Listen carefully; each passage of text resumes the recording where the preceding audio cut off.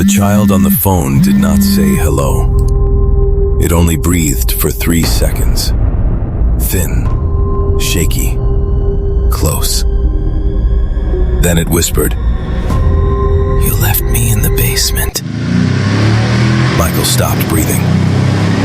He had not been back to that house in 11 years, not since his father died, not since his mother told them there was nothing left there worth remembering. Then the voice said one more thing. "You were there when they locked me in." The line went dead. By sunrise, Michael was driving back to the house. Sarah was already waiting in the driveway. The first thing she said was, "It called me too." The house looked dead. Dark windows, wet porch, no light anywhere. But it did not feel empty. Inside, the air smelled old and sealed. Dust, damp wood, closed rooms. Then Sarah stopped in the living room doorway. There was a child's drawing on the floor, a crayon picture of the house. The basement was filled in black. Behind one wall was a red square. They found more drawings all over the house, under couch cushions, inside drawers, behind a vent. Always the same family. 2 parents, 3 children, and 1 child scratched out. Michael checked the framed family photos in the hall. Only 4 people.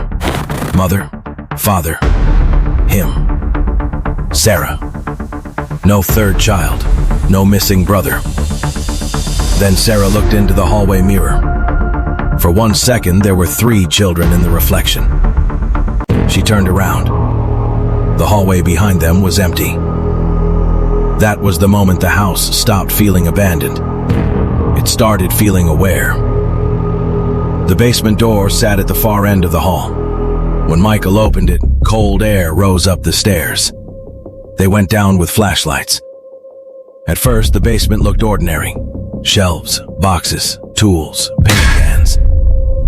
Then Sarah found a seam in the wall behind an old storage rack. They dragged everything aside. Behind it was a small hidden door, locked from the outside. Michael broke the latch. Behind the door was a room no child should ever have lived in. A narrow cot, a tiny chair, crayon marks on the walls, a folded blanket, a room made for silence. Sarah opened a drawer and found a hospital bracelet. The name on it was Owen Carter.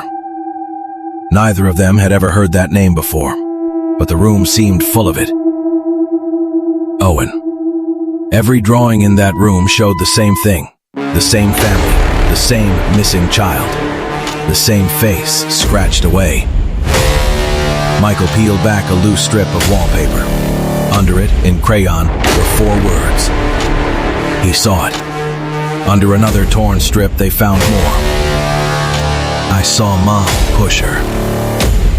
They searched the basement again and found an old newspaper clipping hidden in a supply box. A local girl named Leah had died in the house in 1998. Accidental fall on the stairs. Michael looked at the clipping, then at the words on the wall, and the truth began to rise. Leah had not fallen. Their mother had pushed her, and Owen had seen it.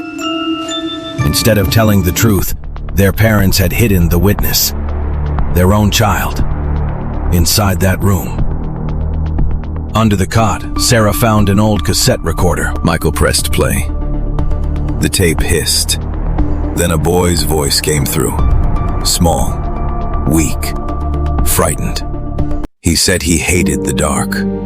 He said he could hear them upstairs. Then he whispered, "Dad locked me in again." Sarah covered her mouth. Michael did not move. The next tape was worse. Their mother's voice. Soft, tired, calm. She said the younger 2 were still small enough to forget. Michael closed his eyes. Because suddenly the holes in childhood did not feel random. They felt removed, cut out. Then they turned toward the cracked mirror in the corner. And for the first time, it showed the truth. Not a family of 4, family of 5. Their mother, their father, Sarah, Michael, and Owen. But Owen was not younger than Michael. He was older. Owen had not been the lost little brother. He had been the older brother erased so completely that the family had been rebuilt after he was gone. The mirror changed again. The parents faded. Leah disappeared. Only Owen remained. He looked straight at them. Then he mouthed one word. Below. They tore up the floorboards under the cot. Beneath them was a shallow crawl space. Inside it was a metal box buried in dirt. Burned photographs, altered records, missing names, changed dates, an entire life rewritten. At the bottom was one last cassette. Last Night. Michael played it. At first there was only static, then Owen's voice. He was crying, not loudly. The quiet kind of crying children make when they already know no one is coming. He said his father was taking him below the room. Then came his father's voice. Flat, cold, certain. He said the other two were young enough to forget. Then their mother answered, and she agreed. That was when Sarah broke. Not because of the mirror, not because of the ghost, because the most horrifying thing in that house had never been supernatural. It had been their family. Michael gathered everything, the bracelet, the tapes, the records, the drawings, the burned photographs. When they climbed the basement stairs, the house felt different. Not warm, not safe, just quieter, as if something inside it had finally been heard. At the front door, lying on the floor where nothing had been before, was one last drawing. 3 children, standing outside the house, holding hands. No one scratched out, no one missing. Michael picked it up slowly. Then he looked into the hallway mirror one last time. It showed only him and Sarah. No third child, no shadow, no one between them.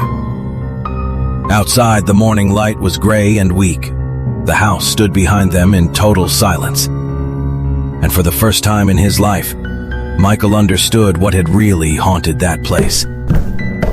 It was never just the basement. It was never just the mirror. It was never even the house. It was the memory their parents tried to bury. Because the dead boy did not come back for revenge. He came back because being hidden was not the worst thing they did to him. Being forgotten was.